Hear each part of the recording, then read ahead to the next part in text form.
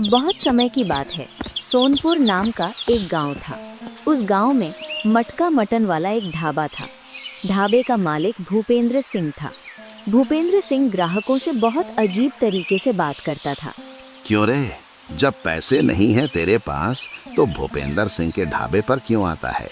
अगर तेरे बच्चे का मन है मटका मटन खाने का तो घर के बर्तन बेचकर उन्हें मटका मटन खिला दे। अरे कैसी बात कर रहे हो भूपेंद्र सिंह, मैं तुम्हें पैसे दे रहा हूँ, बस थोड़े ही कम हैं, कल लाकर दे दूंगा। मानते क्यों नहीं हो मेरी बात? मैंने बोला ना, कल तुम्हें पैसे लाकर दे दूंगा।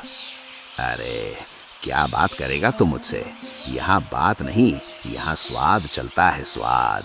अगर भूपेंद्र सिंह के ढाबे पर आना है तो पैसे पूरे लेकर आओ, यहाँ उधारी नहीं चलेगी।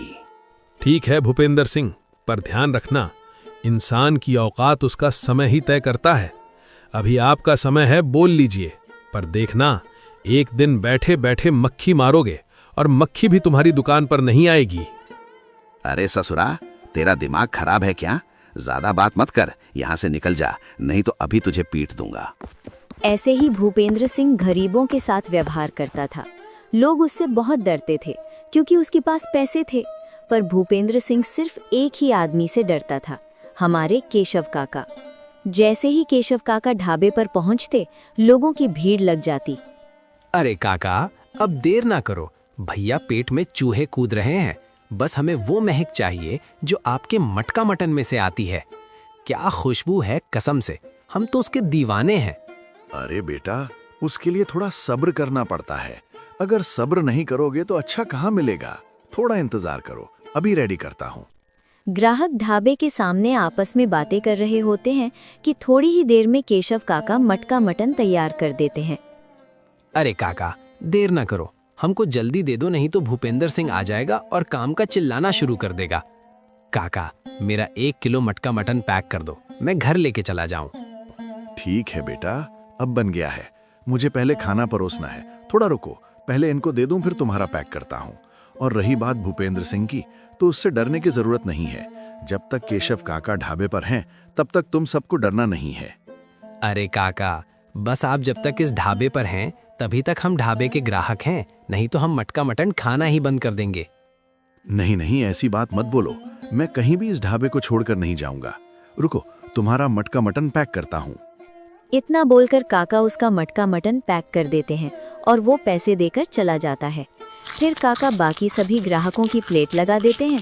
ग्राहक मजे से मटका मटन का स्वाद ले ही रहे थे कि तभी भूपेंद्र सिंह आ जाता है। काका, कुछ बात करनी थी, चिल्लाना मत, सीक्रेट बात है। बोलो भूपेंद्र सिंह।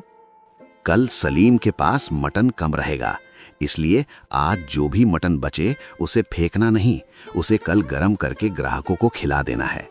क्या बात कर रहे हो भूपेंद्र सिंह, ऐसा कैसे हो सकता है? हम किसी की जिंदगी के साथ खिलवाड़ नहीं कर सकते। मुझे वे पैसे देते हैं और हम पैसे के बदले उन्हें मटका मटन देते हैं। जब हमें पैसे मिल रहे हैं तो हम उन्हें बासी मटन क्यों खिलाएंगे? काका, आराम से बोलो, ग्राहकों तक आवाज नहीं जानी चाहिए, और जो भी मैं बोलूं उसे पूरा करना होगा। मतलब तुम्हें वही काम करना होगा, क्योंकि मैं तुम्हें पैसे देता हूं। भूपेंद्र सिंह, पैसे तुम मुझे नहीं देते, पैसे तुम मेरे हुनर को देते हो। इसलिए मेरा हुनर कहता है कि ईमानदारी से काम करना है तो करो, नहीं तो ढाबा छोड़कर खुद का एक ठेला लगा लो। इतनी बात सुनते ही भूपेंद्र सिंह शांत हो जाता है, क्योंकि उसे पता होता है कि अगर केशव काका अपना ठेला लगा लेंगे तो उसकी दुकान बंद हो जाएगी। अरे कोई बात नहीं काका, जितना मटन कल मिलेगा हम उतना ही बेचेंगे। हम तो बस आपसे मजाक कर रहे थे।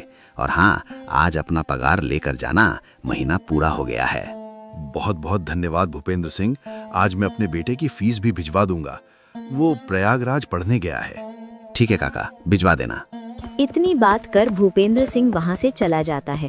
देखते ही देखते ढाबे का सारा मटका मटन खत्म हो जाता है। शाम होते ही काका भूपेंद्र सिंह के घर के लिए निकल पड़ते हैं। थोड़ी ही देर में भूपेंद्र सिंह के घर पहुंच भी जाते हैं। आइए काका आइए, मैं तो आपका इंतजार कर रहा था। बैठो, मैं अंदर से पैसे लेकर आता हूँ। आपको मैं 2 महीने से पगार नहीं दी, इसलिए पैसे ज्यादा हैं, संभाल कर लेकर जाना। पिछली बार जैसे तैसे करके आपके बेटे की फीस तो दे दी थी, पर इस बार मेरे पास भी पैसे नहीं हैं, इसलिए पैसे को अच्छी जगह रख कर जाना। वैसे भी शाम हो गई है और रात होने वाली है, चोर उचक्के मिलते रहते हैं। अरे भूपेंद्र सिंह, यूं ही नहीं मेरे बाल सफेद हुए हैं। आज तक मैंने किसी का बुरा नहीं किया, तो मेरे साथ भगवान भी बुरा नहीं करेगा। इसलिए तुम घबराओ मत। तुम घर के अंदर जाओ और मेरा पगार लेकर आओ। मुझे भी देर हो रही है। काका की इतनी बात सुनकर भूपेंद्र सिंह घर के अंदर जाता है, पैसे लेकर आता है और काका को दे देता है। काका पैसे लेकर वहां से चल देते हैं। काका के जाते ही भूपेंद्र सिंह कहता है, जाओ जाओ बुढ़ऊ, अभी रास्ते में तुम्हारा सारा का सारा पैसा छीन लिया जाएगा और उसे छीनने वाले कोई और नहीं बल्कि मेरे ही आदमी रहेंगे। पैसे तो तुम लेकर जा रहे हो और अभी वही पैसे मेरे पास वापस आ जाएंगे। भूपेंद्र सिंह उधर इतनी बात कर रहा होता है और केशव काका पैसे लेकर खुशी के मारे चाल तेज कर घर जा रहे होते हैं कि तभी रास्ते में उन्हें दो बदमाश मिल जाते हैं। अरे बुढ़ऊ, बहुत तेज जा रहा है रे। मैं एक चोर हूँ, चोर के साथ साथ एक जल्लाद भी हूँ। इंसानों को मुर्गी की तरह काटता हूँ, एक भी पल का दर्द नहीं होता। इसलिए तुम्हारे पास जो भी धन है मुझे दे दो। मेरे पास पैसे नहीं है बेटा, हम तो एक मजदूर है, नौकरी करके घर वापस जा रहे हैं। भला मेरे पास पैसे कहाँ से आएंगे? इसलिए बेटा मुझे परेशान मत करो, मुझे घर जाने दो। अरे साले झूठे इंसान, मैं तुम्हारा पीछा किए हुए हूँ और मुझे पता है कि तुम्हारे पास कितने पैसे हैं। अगर पैसे नहीं मिले तो तुम मारे जाओगे और तुम्हारे मरने के बाद भी तुम्हारे पैसे मेरे ही हो जाएंगे। इसलिए बिना कुछ किए पैसे दे दो और अपने घर चले जाओ। बेटा मेरे पास पैसे नहीं है, मैं पैसे कहाँ से दूं? मैं तो एक ढाबे का कारीगर हूँ, मुझे रोज के बस कुछ पैसे मिलते हैं, उससे आपका कुछ नहीं होगा। अगर आपको कुछ चाहिए तो कल ढाबे पर आना, मैं अपने मालिक से बात कर लूंगा। बस बहुत हो गई बूढ़ो तुम्हारी किचकिच। अब हम दोनों तुम्हें पीटेंगे और फिर पीटने के बाद तुम्हारा सारा का सारा पैसा ले लेंगे। अरे भाई देख क्या रहे हो, मारो साले बुढ़े को। इतना बोलकर दोनों केशव काका को पीटने लगते हैं और फिर पीटकर उनका पैसा लेकर चले जाते हैं।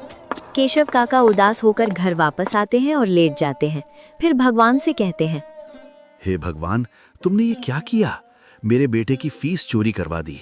अब मैं कहाँ से पैसे लेकर आऊं? वैसे भी अब मेरे पास हौसला नहीं बचा कि जाकर भूपेंद्र सिंह के ढाबे पर काम कर सकूं। ऐसे ही सोचते सोचते सो जाता है। अगली सुबह होते ही केशव काका के घर एक आदमी आता है। काका काका, प्रयागराज से मैसेज आया है कि बिट्टू की फीस जमा करनी है। अगर फीस नहीं जमा करेंगे तो बिट्टू को कोचिंग से निकाल देंगे। इसीलिए काका आप जल्दी करके फीस जमा कर दें, नहीं तो बात बिगड़ जाएगी। बेटा रामू, क्या बताऊं, मेरा सारा का सारा पैसा कल शाम को चोरी हो गया। चोर कहाँ के थे मुझे नहीं मालूम। अब मेरे पास एक भी रुपया नहीं है कि मैं अपने बेटे की फीस भेज सकूं। काका ये सुनकर बहुत बुरा लगा, लेकिन हम कर भी क्या सकते हैं? फीस तो देनी ही पड़ेगी, क्योंकि अगर हम फीस नहीं देंगे तो बिट्टू वापस आ जाएगा और फिर आपका सपना भी टूट जाएगा। इसीलिए जो हुआ उसे भूलकर आप पैसे उधार ले लीजिए किसी ना किसी से और फिर भेज दीजिए। ठीक है बेटा, मैं सरपंच के पास जाता हूँ। अगर काम बन गया तो ठीक, नहीं तो बिट्टू को अब घर आना ही होगा, क्योंकि मेरे पास कुछ ऐसा बचा ही नहीं है कि मैं उसे बेचकर पैसे इकट्ठा कर सकूं। इतनी बात कर केशव काका तुरंत सरपंच के घर के लिए रवाना हो जाते हैं। थोड़ी देर में सरपंच के घर पहुंच जाते हैं। सरपंच जी, कल रात को मेरा सारा का सारा पैसा चोरी हो गया। 2 लोग आए और मुझे पीटा और पैसे लेकर रफ्फू चक्कर हो गए। क्या बात करते हो काका? पहले कभी भी सोनपुर में चोरी नहीं हुई। अब आप ही बताओ, पहले कभी ऐसा सुना था कि चलते चलते किसी आदमी का पैसा किसी ने चुरा लिया हो? नहीं ना? हाँ सरपंच जी, आपकी बातें बिल्कुल सही हैं, पर मेरा पैसा चोरी हो गया, मतलब मेरा पैसा लूट लिया गया। अब मैं अपने बेटे की फीस कैसे दूंगा? मेरा बेटा कलेक्टर नहीं बन पाएगा सरपंच जी, मेरा बेटा कलेक्टर नहीं बन पाएगा। काका, मुझे आपकी बातों पर पूरा विश्वास है। आपके जैसा ईमानदार आदमी इस दुनिया में है ही नहीं, इसलिए आप घबराइए नहीं। आपके बेटे की फीस मैं पहुंचा दूंगा। बस आपको एक काम करना होगा। जिस दिन मैं बोल दूं कि भूपेंद्र सिंह का ढाबा छोड़ दो, उस दिन आपको ढाबा छोड़ देना होगा। पर क्यों सरपंच जी? भूपेंद्र सिंह की इसमें क्या गलती है? उसने पैसे दिए और मैंने पैसे लिए। अब मेरे साथ रास्ते में क्या हो गया, उसकी क्या गलती है? काका, मैंने सुना है कि जो भी ग्राहक भूपेंद्र सिंह के ढाबे पर जाते हैं वो मुझसे आकर कहते हैं कि आज केशव काका की वजह से भूपेंद्र सिंह का ढाबा चल रहा है, नहीं तो कब का बंद हो जाता। सिर्फ आपका हुनर ही भूपेंद्र सिंह के ढाबे की चाबी है। ठीक है सरपंच जी, जैसा आप कहें मैं वैसा ही करूंगा। बस आप मुझे पैसे दे दीजिए ताकि मैं अपने बेटे के खाते में पैसे लगवा सकूं। काका, आप घर जाओ, मैं बिट्टू के खाते में पैसे लगवा दूंगा। टेंशन मत लो, आराम से घर जाओ। सरपंच की इतनी बात सुनकर केशव काका घर नहीं जाते बल्कि भूपेंद्र सिंह के ढाबे की तरफ निकल पड़ते हैं। थोड़ी देर में ढाबे पर पहुंच जाते हैं और देखते हैं कि ढाबे पर पहले से ग्राहक खड़े हैं और आज भूपेंद्र सिंह भी ढाबे पर है। अरे काका, क्या हुआ? आज आप बहुत मायूस लग रहे हैं। तबीयत ठीक नहीं है क्या, या फिर कुछ हो गया आपके साथ? भूपेंद्र सिंह बेटा, दरअसल कल आपने जो पैसे दिए वो रास्ते में चोरों ने लूट लिए और फिर मैंने सरपंच जी से पैसे उधार लिए। पर सरपंच जी ने शर्त रखी है कि जिस दिन वे बोल दें कि भूपेंद्र सिंह के ढाबे पर काम नहीं करना, उस दिन मैं काम छोड़ दूंगा। अरे काका, आपका दिमाग खराब हो गया है क्या? अगर बता देते तो मैं ही पैसे दे देता। सरपंच से क्या जरूरत थी पैसे लेने की? आपको पता है कि मेरी सरपंच से जमती नहीं है। आपने मेरे दुश्मन से पैसे लेकर मेरा ढाबा बंद करवाना चाहते हैं। अरे ऐसा नहीं है बेटा भूपेंद्र सिंह, मुझे जरूरत थी तो मैंने मांग लिया। और वैसे भी आपने ही कहा था कि आपके पास सारे पैसे नहीं हैं, जो थे वो दे दिए। तो सोचा क्यों ना सरपंच से ही पैसे लेकर अपने बेटे की फीस भर दूं। ठीक है काका, जो किया आपने बहुत अच्छा किया। सुनो, मैं घर जा रहा हूँ और आप अपना काम शुरू कर दो। वैसे भी ग्राहक काफी देर से खड़े हैं, मैं नहीं चाहता कि मेरा कोई ग्राहक लौटे। इतना बोलकर भूपेंद्र सिंह वहां से चला जाता है। थोड़ी ही देर में काका मटका मटन बनाकर तैयार कर देते हैं। आज मटन कम होने के कारण थोड़ी ही देर में सारा मटन बिक जाता है। मटन खत्म होने के बाद काका ढाबे पर ही सोचने लगते हैं। पता नहीं क्यों भूपेंद्र सिंह गुस्सा हो गया है। रोज तो पैसे लेने समय पर आ जाता है, पर आज पैसे लेने नहीं आया। क्या करूं, कुछ समझ में नहीं आ रहा। ऐसा करता हूं, पैसे लेकर घर चला जाता हूं। कल आऊंगा तो पैसे दे दूंगा। काका, पहचाना कि नहीं मुझे? मैं वही हूं जिसने कल आपके पैसे चुराए थे। इसलिए बिना कुछ किए मुझे आज भी पैसे दे दो। एक बात बताओ, तुम दोनों को कैसे पता चल रहा है कि मेरे पास पैसे हैं? कौन है जो तुम्हें बताता है कि मैं ढाबे से पैसे लेकर यहाँ आया हूँ? काका, हम चोर हैं, चोर चोर। बस चेहरे देखकर बता सकते हैं कि किसके पास पैसा है और किसके पास नहीं। और रही बात बताने की, तो हम वही बता रहे हैं जहां से तुम आ रहे हो। मेरे कहने का मतलब कुछ और है, पर तुम कुछ समझो मत। मुझे पता है कि अगर मैंने पैसे नहीं दिए तो तुम दोनों मुझे फिर से मारोगे। इसलिए बिना सोचे समझे मैं तुम्हें पैसे दे रहा हूँ। और हाँ, ध्यान रखना, इस बार मैं कभी नहीं मिलूंगा, क्योंकि मुझे सच का पता चल गया है। लो बेटा, पैसे ले लो। इतना बोलकर केशव काका चोरों को पैसे दे देते हैं और फिर अपने घर चले जाते हैं। बिना किसी टेंशन के सो जाते हैं। सुबह उठते ही फिर ढाबे पर आते हैं। ढाबे पर पहुंचते ही देखते हैं कि भूपेंद्र सिंह खुद ही मटका मटन बनाकर रखे हुए हैं। अरे भूपेंद्र सिंह, आज आपने मटका मटन बनाकर रख लिया? अरे थोड़ा इंतजार कर लेते, मैं घर से आ ही रहा था। और हाँ, कल मेरे भी पैसे चोरी हो गए। आप घबराइए मत, इस महीने की मेरी पगार में से पैसे काट लेना। काका, मैं कल तो आपकी बातें मान गया था, पर आज नहीं मानूंगा। मुझे मेरे पैसे चाहिए। मैं आपको 2 दिन का वक्त देता हूं। अगर आपने मुझे पैसे नहीं दिए तो मैं आपका खेत ले लूंगा। ठीक है भूपेंद्र सिंह, जो मन करे वो करो। मेरा समय वैसे ही बहुत खराब चल रहा है। अगर और परेशान किया तो मैं ढाबा छोड़कर चला जाऊंगा और फिर कभी लौट कर नहीं आऊंगा। इतना सुनते ही भूपेंद्र सिंह अंदर ही अंदर सोच में पड़ जाता है। अभी नहीं बूढ़ो, वक्त आएगा तो सब समझ आ जाएगा। अगर आज मेरा बनाया हुआ मटका मटन बिक गया तो कल से तेरी छुट्टी पक्की, और साथ ही तेरे ऊपर चोरी का इल्जाम भी लगा दूंगा, ताकि तू कहीं और काम के लायक भी ना बचे। क्या सोच रहे हो भूपेंद्र सिंह? यही कि मैं पैसे नहीं दूंगा। नहीं काका, ऐसी कोई बात नहीं। आप आज घर जाइए, कल आ जाना। आज मटका मटन मैं ही बेचूंगा। काका धीरे धीरे घर के लिए निकल पड़ते हैं। कुछ देर बाद ग्राहक आते हैं, मटन खाते हैं और भूपेंद्र सिंह से कहते हैं, सच सच बताना भूपेंद्र सिंह, ये मटका मटन तुमने ही बनाया है ना? क्योंकि तुम्हारे और काका के स्वाद में फर्क होता है। हाँ, मैंने ही बनाया है। क्यों, अच्छी नहीं लगी क्या? कहूँ तो काका को बुला लूं? उनकी तबीयत खराब है, नहीं तो यहीं होते। नहीं नहीं भूपेंद्र सिंह, बहुत बढ़िया बनी है, मजा आ गया। हम तो कहते हैं जब तक काका ठीक नहीं होते तुम ही बनाते रहो। नया स्वाद भी है और बढ़िया भी। अरे बहुत अच्छा लगा सुनकर। ठीक है, अब से मैं ही बनाऊंगा। काका की तबीयत ठीक हो जाए तो देखूंगा, नहीं तो मैं ही संभाल लूंगा। इस तरह ग्राहक आते रहे, बढ़ाई करते रहे और थोड़ी देर में पूरा मटका मटन बिक गया। घर जाकर भूपेंद्र सिंह लेट जाता है और सोचता है, अब तो मैं भी मटन बनाने लगा हूँ, काका की अब जरूरत ही नहीं। पर अगर काका को ऐसे ही छोड़ दिया तो सरपंच कोई दूसरा ढाबा खुलवा देगा और काका को वहां रख लेगा। इससे पहले इसकी हालत खराब कर देता हूँ, चोरी का इल्जाम लगा दूंगा ताकि कोई इसे काम पर न रख सके। फिर सोनपुर में सिर्फ मेरा ढाबा बचेगा और सब मजबूरी में यहीं आएंगे। सोचते सोचते सो जाता है। सुबह होते ही सरपंच शेर सिंह, भूपेंद्र सिंह और 2 आदमी केशव काका के घर पहुंचते हैं।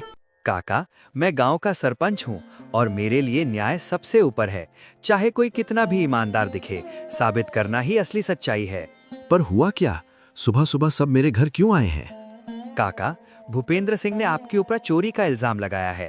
उसका कहना है कि ढाबे का पैसा आप घर ले आए और अगले दिन कह रहे हैं कि पैसे चोरी हो गए।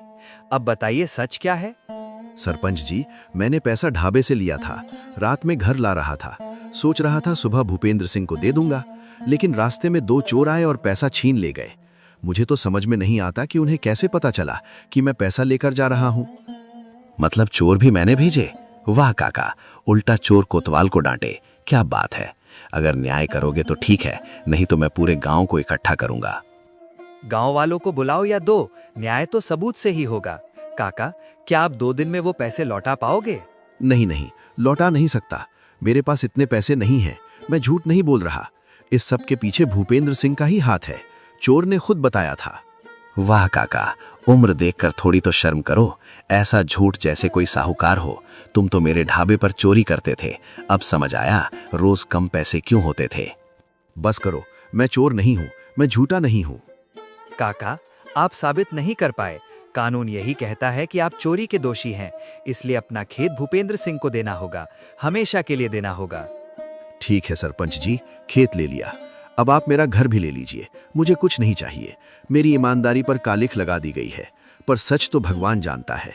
काका, मुझे आपका घर नहीं चाहिए। जिस दिन आपका बेटा लायकदार होगा, मुझे मेरा पैसा मिल जाएगा। अब हम चलते हैं। इतनी बात कर सब चले जाते हैं। शाम को गांव सो जाता है, पर केशव काका सो नहीं पाते। वो अकेले घर से निकल जाते हैं, थोड़ी ही दूर जाकर गिर जाते हैं और दुनिया छोड़ देते हैं। सुबह लोग उनकी लाश देखते हैं, पहचानते हैं और सरपंच को खबर देते हैं।